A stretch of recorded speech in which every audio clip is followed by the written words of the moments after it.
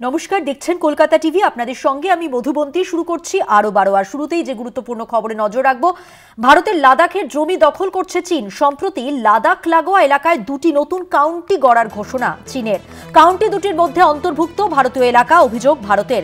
কূটনৈতিক স্তরে ভারতের প্রতিক্রিয়া চীনকে জানানো হয়েছে। বিস্তারিত জানাচ্ছেন, আমাদের সঙ্গে টেলিফোন লাইনে রয়েছেন আমাদের প্রতিনিধি অঙ্কুর ভট্টাচার্য। অঙ্কুর দা, দেখো মধুমন্তী, আমরা যেটা দেখেছি যে চীনের সিনহুয়া সংবাদ সংস্থা রয়েছে, তারা গত 27শে ডিসেম্বর একটি পোস্ট করে। সেখানে তাদের পক্ষ থেকে দাবি করা হয়েছিল যে দুটি প্রদেশ, তারা লাদাখে, যেখানে হেকং এবং হোতাং দুটি তারা কাউন্টি নিয়েছে, দুটি গ্রামের মতো তারা স্থাপন করেছে। এবার যে অংশটি তারা দেখাচ্ছে সেই অংশটি ভারতের যে লাদাখ, সেই লাদাখের অন্তর্ভুক্ত। এবং ফলে এরপরে বিদেশ মন্ত্রকের মুখপাত্র রণধীর জয়সওয়াল তিনি সাংবাদিক সম্মেলনে কার্যত স্বীকার করে নেন যে এই দুটি অংশ চীন নিজেদের বলে দাবি করেছে। এবং তারপরে তিনি বলেন যে এটা কোনোভাবেই ভারতের পক্ষ থেকে মেনে নেওয়া সম্ভব নয়। কূটনৈতিকভাবে চীনের এই পদক্ষেপ তীব্র প্রতিবাদ করবে নয়াদিল্লি। এই অবধি ঠিক আছে, কিন্তু বিষয়টা কোন জায়গায় আপত্তি, সেই আপত্তির জায়গাটা হচ্ছে গিয়ে প্রথমত বিদেশ মন্ত্রক মেনে নিল যে চায়না এভাবে একটা আগ্রাসনী ভূমিকা নিয়ে ভারতের ভূখণ্ড দখল করে নিয়েছে। কে বলছে? এই কেন্দ্রের শাসক দলে থাকা বিজেপি, যে বিজেপি বারংবার সার্বভৌমত্ব রক্ষার ক্ষেত্রে বিরাট বড় বড় দাবি করে। প্রধানমন্ত্রী নরেন্দ্র মোদীর 56 ইঞ্চি ছাতির একটা বিশাল শক্তিশালী প্রধানমন্ত্রী, যিনি কাউকে রেয়াত করেন না, তিনি সপাটে জবাব দেন, এমন একটা ভূমিকা তৈরি করে। কিন্তু কখনো গালওয়ান, কখনো ডোকলাম সীমান্ত, এবং এবার এই লাদাখে যে অংশটি দখল করে নিয়েছে চীন, সেই অংশটা নিয়ে এর আগে রাহুল গান্ধী 2020 সালের পর থেকে 4বার এই বিষয়ে অভিযোগ করেছিলেন যে মেষপালকরা তার কাছে জানিয়েছিল এইভাবে দখল করে নিচ্ছে চীন। তারপরে কেন চুপ করে বসে আছে ভারতীয় জনতা পার্টির নেতৃত্বাধীন এই কেন্দ্রীয় সরকার? কেন এই বিষয়টি নিয়ে তারা সরব হয়নি? তাহলে হয় চীন এই দুটি গ্রাম দখল করছে, প্রতিরক্ষা মন্ত্রকের কাছে কোনো খবর ছিল না, অর্থাৎ গোয়েন্দা ব্যর্থতা, স্বীকার করে নিক বিজেপি। অথবা এতদিন বাদে চীন তাদের সংবাদ মাধ্যমে দাবি করার পর যখন তাদের মনে হয়েছে কূটনৈতিক ভাবে প্রতিবাদ করার কথা, তার মানে তারা জেনেও চুপ করে বসেছিল, ভয়ে ভয়ে চুপ করে বসেছিল। চীনের সংবাদ সংস্থা জানার পর বিরোধী দলগুলো জেনে গেল, সবাই জেনে গেলে কি উত্তর দেবে, সেই জন্য সে এখন সরব হতে বাধ্য হচ্ছে। এটাই কি একটা শক্তিশালী রাষ্ট্রের বিরাট বড় 56 ইঞ্চি ছাতি প্রধানমন্ত্রীর ভূমিকা কাম্য? এইটা নিয়েই প্রশ্ন তুলছে বিরোধীরা।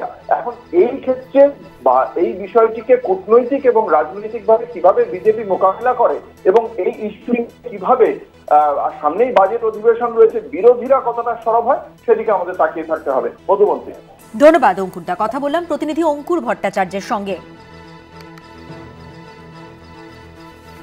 এখনো পর্যন্ত আমাদের কাছে যা খবর রয়েছে, দেশের উত্তর পশ্চিম ভাগে দুই নতুন প্রদেশ তৈরি হয়েছে, হেয়ান প্রদেশ এবং হেকাং প্রদেশ। দুই প্রদেশ পরিচালনা করা হবে হোতান শহর থেকে। চীনা কমিউনিস্ট পার্টি এবং স্টেট কাউন্সিলও নতুন প্রদেশের অনুমোদন দিয়েছে বলে দাবি করা হয়েছে। আর চীনের দাবি করা এই দুই প্রদেশের মধ্যে পড়ছে লাদাখের কিছু অংশ। লাদাখে চীনের দখলদারির দাবি, ভারতের বিদেশ মন্ত্রকের সেই দাবি স্বীকার। প্রতিবেশীর প্রতি কঠোর মনোভাবের দাবি করে আসা মোদী সরকারের দাবি আসলে ঢক্কানি না, তার ভূমিকা নিয়ে প্রশ্ন উঠছে। সত্যি কি হয়েছিল এয়ার স্ট্রাইক বা সার্জিক্যাল স্ট্রাইক? প্রশ্ন উঠলেও উত্তর কে দেবে বা কারা দেবে, সেই নিয়ে কিন্তু বড় প্রশ্ন।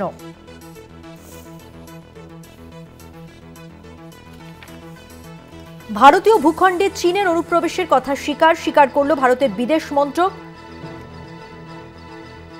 মোদির সীমান্তের অনুপ্রবেশ রোধের দাবি মাঠের বাইরে।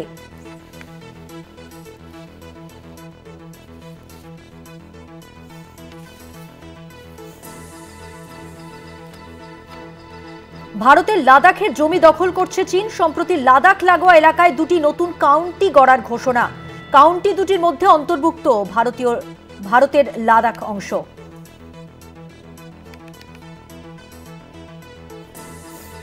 এই গোটা বিষয়টি নিয়ে আমরা আন্তর্জাতিক সম্পর্ক বিশেষজ্ঞদের সঙ্গে কথা বলেছিলাম, তাদের কি বিশ্লেষণ শোনাবো আপনাদের। এটা চীন মাঝে মাঝে বলে, কিন্তু চীন খুব একটা সেই অর্থে এ ধরনের কার্যকলাপ পরিচালনা করতে পারে না, মানে তাদের পক্ষে সম্ভব হয় না। আমরা অতীতেও ডোকলামে দেখেছি বা বিভিন্ন জায়গায় দেখেছি, এটা একটা রেগুলার অ্যাক্টিভিটি চীন করে যায়। কিন্তু মানে এর দ্বারা যে চীনের সঙ্গে ভারতের অন্য কোনো সম্পর্ক খারাপ হবে তার সম্ভাবনা নেই, কারণ এ ধরনের বক্তব্য চীন সরকারের কাছ থেকে কি এসেছে কিনা আমরা এখনো জানি না, কিন্তু বিভিন্ন মাধ্যম থেকে জানা যায়।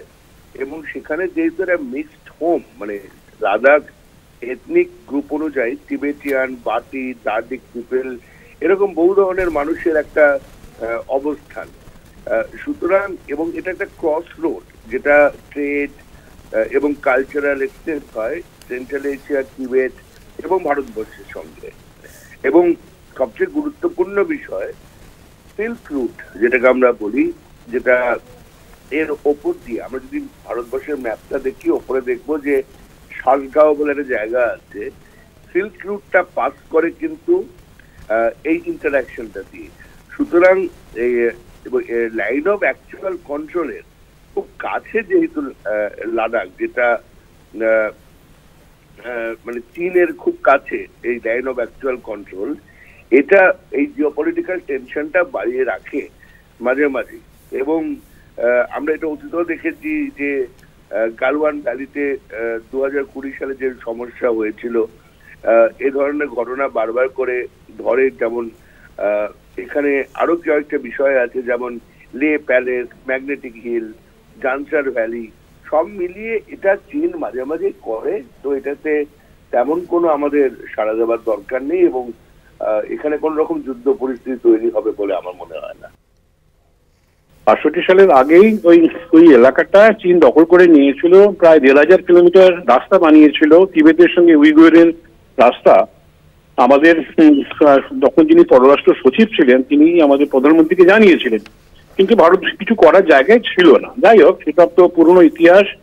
এখন কিন্তু ভারত কিন্তু পরিষ্কার বলছে যে পাকিস্তান অকুপায়েড কাশ্মীর বা আকসাই চীন ভারতেরই অঙ্গ, এবং কাশ্মীরে যখন নির্বাচন হয় পাকিস্তান অকুপায়েড কাশ্মীরের অঞ্চলেও কিন্তু বলা হয় যে এখানে আমরা 7টা এলাকা আমাদের অ্যাসেম্বলি আছে, আমরা এখন নির্বাচন করতে পারছি না, পরে হবে। এটা প্রত্যেকবারই এটা বলা হয়, এটা আজকে এই প্রথম নয়, বহুদিন থেকেই বলা হচ্ছে। সুতরাং এটা নতুন কোনো কিছু নয়, এটা বরঞ্চ ভারতের পরিষ্কারভাবে জানিয়ে দেওয়া যে আমরা বরদাস্ত করছি না। চায়না যখন চায়না পাকিস্তান ইকোনমিক করিডর করলো, আকসাই চীনের মধ্য দিয়েও কি গেছে, এবং সেটা চায়না পাকিস্তান অকুপায়েড কাশ্মীরের মধ্য দিয়ে গেছে, তখন কিন্তু ভারত যদি ফর্মাল প্রোটেস্ট করতো তাহলে হয়তো চায়না পাকিস্তান ইকোনমিক করিডর যেটা কমপ্লিট হয়ে গেছে সেটা হতো না। তো হতো না কিনা বলতে পারছি না, ভারত অ্যাটলিস্ট প্রোটেস্টটা সে তখন কিন্তু কোনো প্রোটেস্ট তখন জানায়নি।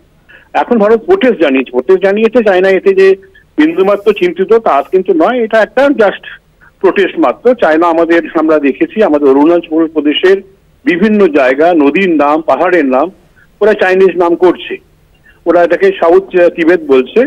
তো সেটা ওদের ব্যাপার, কিন্তু ভারত সরকার অরুণাচলকে ভারতেরই অঙ্গ হিসেবে দেখে, এবং চায়না কিন্তু এখনো বলে এটা ওদের অঙ্গ, এবং ওদের স্কুলের বইতেও লেখা থাকে যে ভারত তাদের অরুণাচলের অংশটা কেড়ে নিয়েছে। যাই হোক, এটাতে নতুন করে কোনো ফেলিওর হয়নি।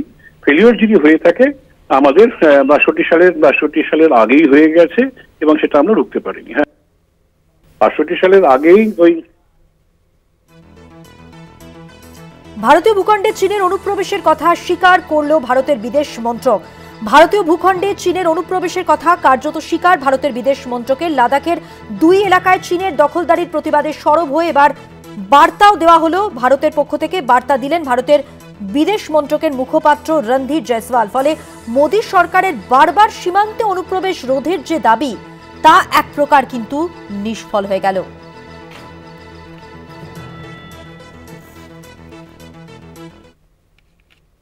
লাদাখে চীনের আগ্রাসন নিয়ে কেন্দ্রকে একযোগে নিশানা বিরোধীদের। কংগ্রেস তৃণমূলের পাশাপাশি কেন্দ্রের বিরুদ্ধে সরব আম আদমি পার্টিও। কেন্দ্রকে আক্রমণ শিবসেনা ইউবিটি নেতা সঞ্জয় রাউতের। তাঁর কথায় লাদাখে চীনের 2টি কাউন্টি রয়েছে, বিষয়টি জাতীয় নিরাপত্তার সঙ্গে জড়িত। কেন প্রধানমন্ত্রী নরেন্দ্র মোদী, কেন্দ্রীয় স্বরাষ্ট্রমন্ত্রী অমিত শাহ এবং প্রতিরক্ষা মন্ত্রী রাজনাথ সিং কিছু করছেন না, এমনটাই প্রশ্ন করেছেন সঞ্জয় রাউত। কি বলেছেন তিনি, আসুন শুনি।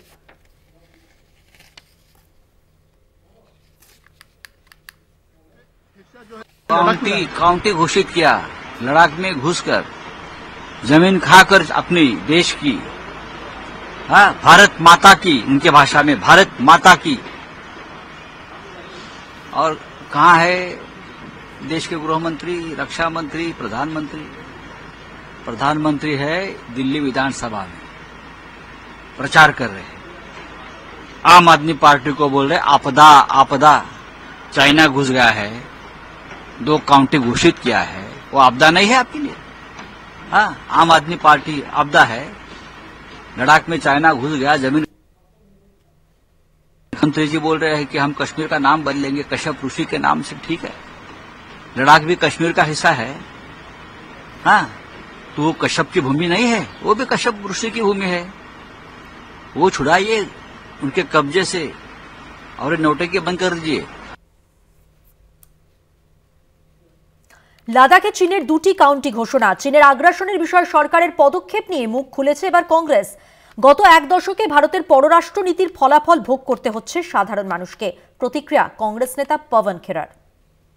जो भारत की विदेश नीति है वो, आपने जो सवाल पूछा शायद भूटान परफेक्चर पर पूछा है, अलावा उसके जो ब्रह्मपुत्रा पे एक डैम बनने की बात हो रही है, अलावा उसके भी कई उदाहरण हम लगातार देते आए आपको कि कैसे भारत की विदेश नीति पिछले 10 साल में उसके नतीजे हम रोज रोज रोज भुगत रहे हैं।